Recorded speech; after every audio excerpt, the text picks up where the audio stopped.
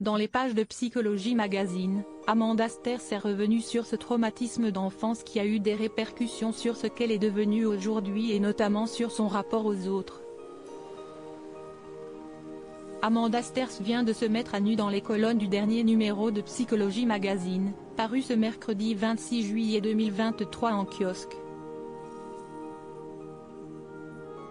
Se confiant notamment sur son mariage avec Patrick Bruel, le père de ses enfants Oscar et Léon, note de la rédaction, mais aussi sur ce traumatisme d'enfance qui a chamboulé sa vie. Mes parents ont divorcé quand j'étais très jeune, de façon assez violente.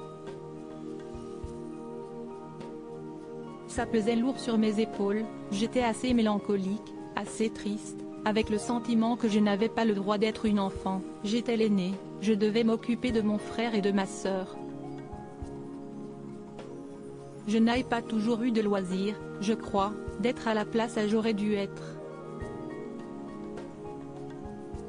Cet événement a donc eu de fortes répercussions sur son rapport à l'autre qui, que ce soit sur un plateau de tournage ou en dehors, est tout aussi maternant. Mes amis se foutent de moi, mais ça a toujours été comme ça, par exemple, en vacances, si est moi qui choisis la destination, moi qui loue la maison, moi qui réserve le restaurant, et quand on arrive, je suis capable d'aller mettre une bouteille d'eau dans chaque chambre ou de défaire les valises des enfants.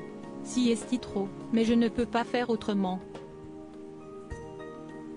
Je crois qu'il y a à la fois l'envie de bien faire, de prendre soin des autres, et que tout le monde soit heureux, ajoute l'ex-compagne de Sinclair. Et en même temps, un besoin de tout contrôler pas toujours très sain. Rire, je sais que je dois apprendre à lâcher. Parce que ça peut être très pesant, notamment dans les relations amoureuses, avec les dynamiques de désir archaïques qui nous ont tous construits. Si est difficile, quand on gère tout, quand on porte tout, de trouver un homme qui sache prendre sa place. Une femme est censée être moins forte, non? Donc oui, ça peut être une charge.